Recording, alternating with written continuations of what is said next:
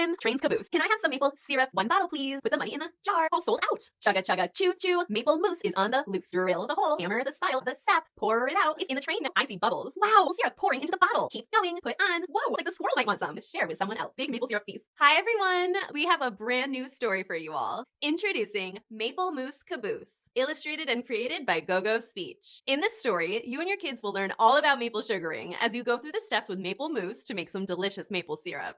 Maple Mousse does all of his business out of a super cool train that was built for maple sugaring, so your kids are going to have a blast following along this train ride. This is a one-resource activity that you can use with all of your kids by adjusting your presentation of it to target their goals. Just like our other stories, you can use this resource as a tool to work on a wide range of speech and language skills. You can pick some repetitive phrases and verbal routines to use throughout that include target sounds and language goals to get lots of trials in. So now I'm going to walk you through it to show you what it looks like and provide you with some ideas on how you can use it in your sessions. We're going to start off with our magic doors. You can try to guess what the story is about based on the doors.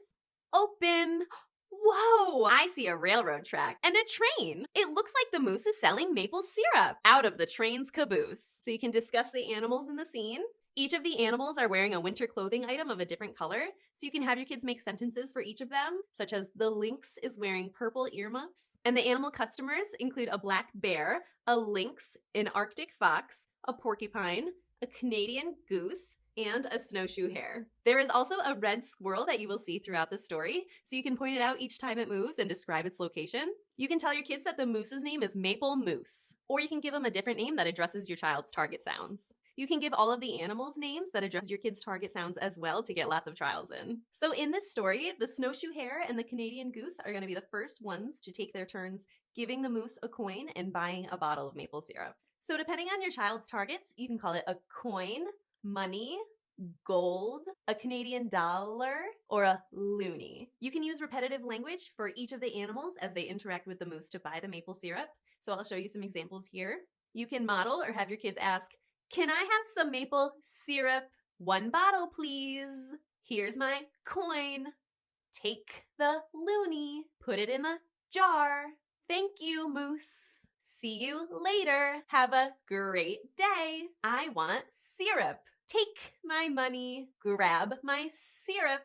Thank you. Goodbye." So again, just prompt your kids to use whatever language targets their goals. So when the porcupine steps up to the caboose, she's gonna pull out a lot of coins from her quills. Wow, I guess she's buying a lot of maple syrup. Uh-oh, I hope there's gonna be enough maple syrup for everyone else. The porcupine is happy. She put them in her quills. See you later, moose. Put the money in the jar. Oh no, the maple syrup is all sold out. The animals are sad. They wanted to have maple syrup today too. Wait, the moose is walking away. Where is he going?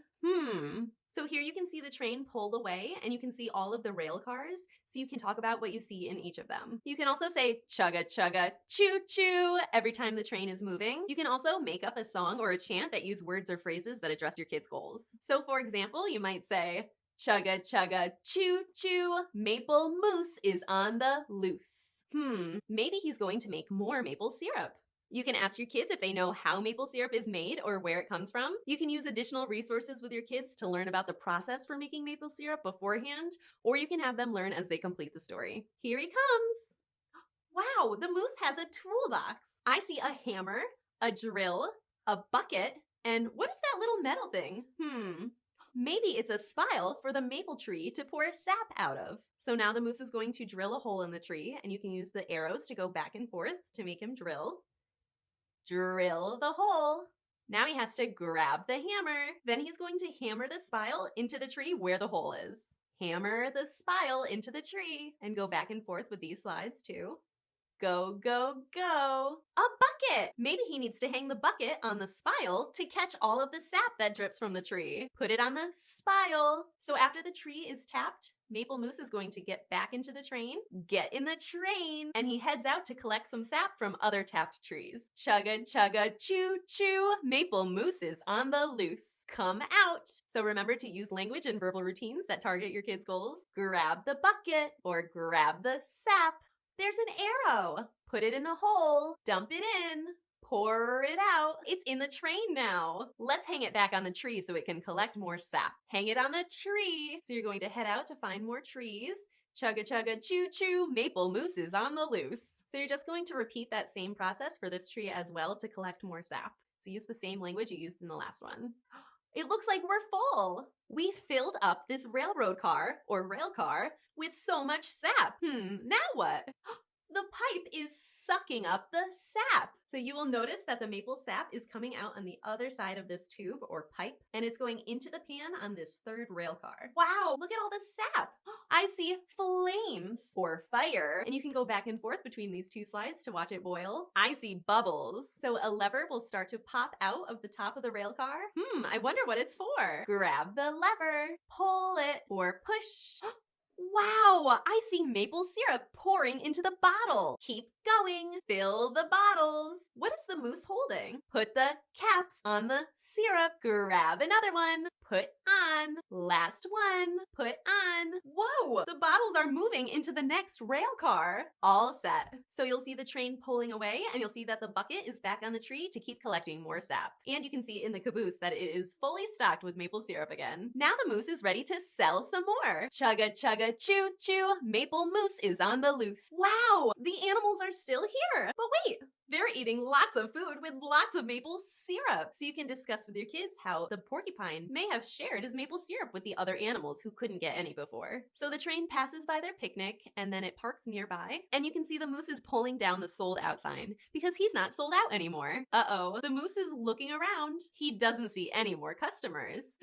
Hey, it looks like the squirrel might want some. But when the moose pulls out the money jar, the squirrel looks sad because it doesn't have any money to pay. So you can discuss their facial expressions here.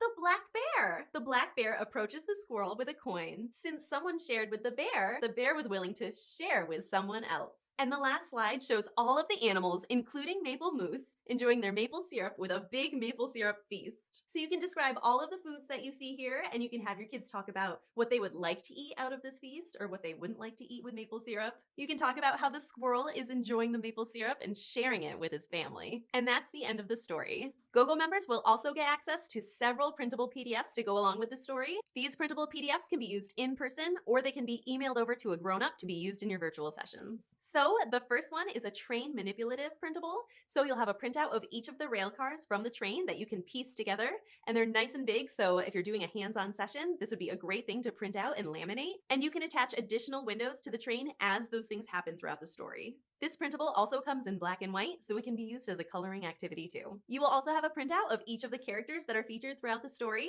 You can use this while you're discussing or making sentences about each of the animals and what they're wearing. You can also use them as manipulatives with some of the other printables as well. The next printable is a coloring activity that includes two different scenes. The first one is Maple Moose selling maple syrup out of his caboose. So if you want, you can have your kids color this page, and then you can use those character printables to have them approach the caboose to get their syrup as you go through the story. The other coloring page is the moose at an empty table with some maple syrup. So you might use this by coloring the page and then drawing food items that the moose might like to eat with his maple syrup. These drawings can be foods from the story, or they can be any other foods that the child can come up with. Another printable included is a sequencing activity, so you can cut out the 4 image cards and use them to sequence the steps for making syrup while discussing each of those steps. This includes a writing activity, so depending on the child's abilities, you might have your kids write out the steps, or they can make sentences and you can write it out for them. The next printable is the Sweet Kindness writing printable. So your kids can tell you something kind the porcupine did in the story, something kind the bear did in the story, and then they can tell you a time when they were kind to someone else.